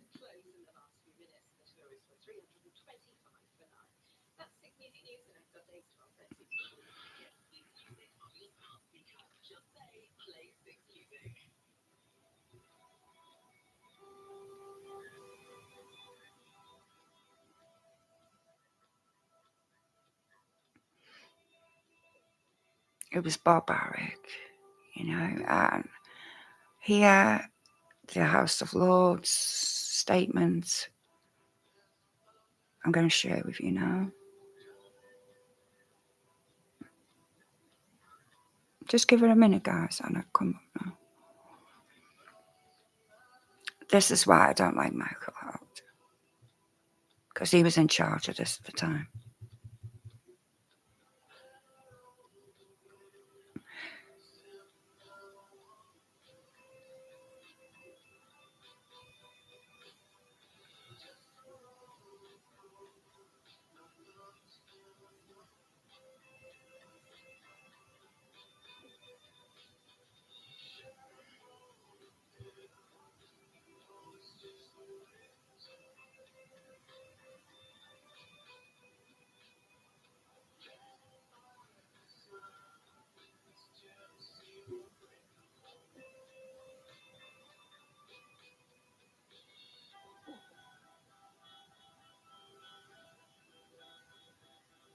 I mean, they would have got 18 years if they were adults, it says here.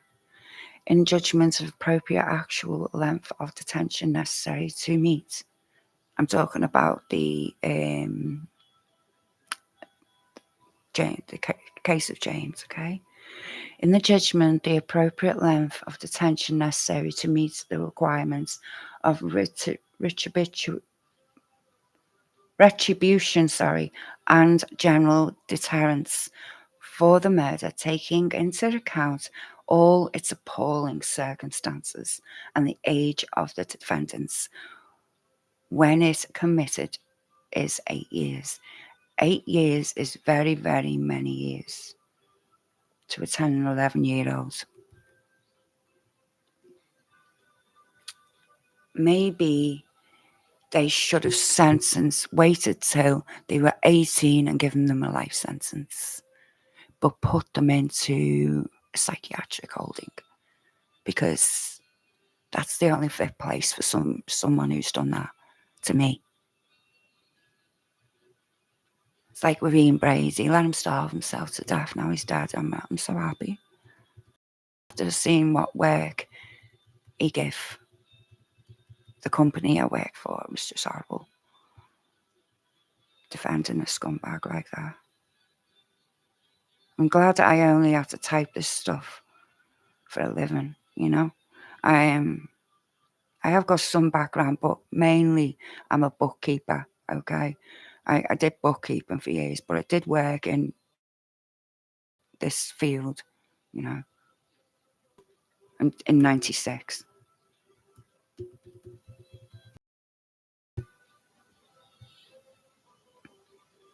Get me age away here.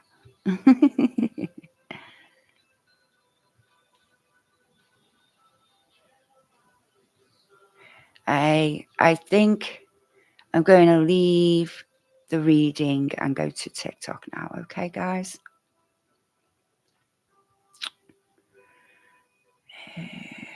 TikTok. Come on, TikToky. Right, it takes me mad time to get this up. So what I'm going to do is I'm going to take down everything that we've read and then bring it up. I'm not really standard. I think it's just petty. They don't listen. I don't agree with locking children up, but if they're dangerous, what the hell are you meant to do?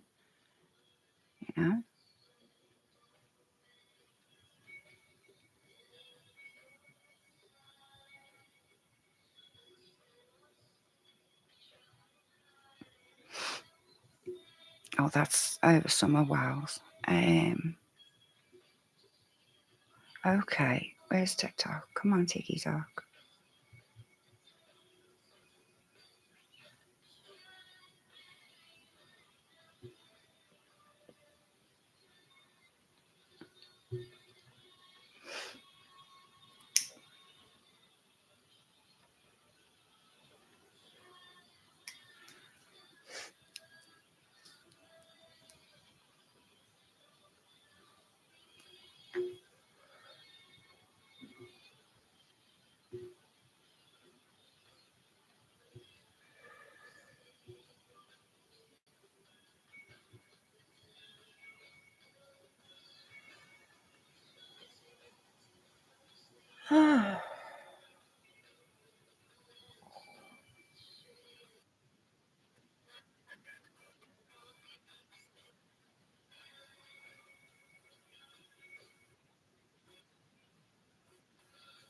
I don't know why it's so bad on my computer, you know.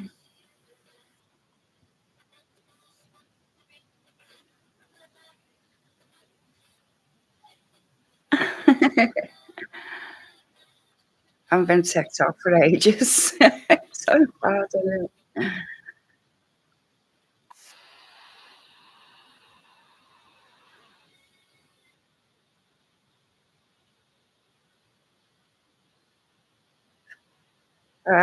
It's not coming on.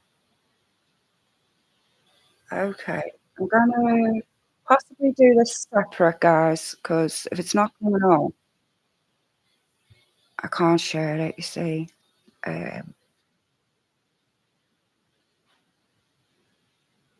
is that a proper cat? Um,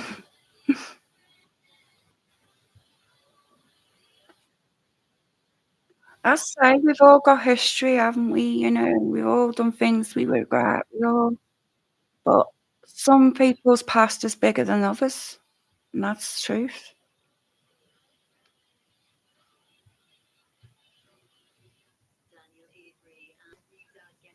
Let's see if it shares for you, darlings. Now I've got to go on this thing. Um, I'm not good at hiding myself, I believe. So I'm going to hide myself. I don't care if anyone hacks my account, by the way. I just hack it. Sort it out for me. Um, oh, come on now. Does that look like a pig? Is it a pig?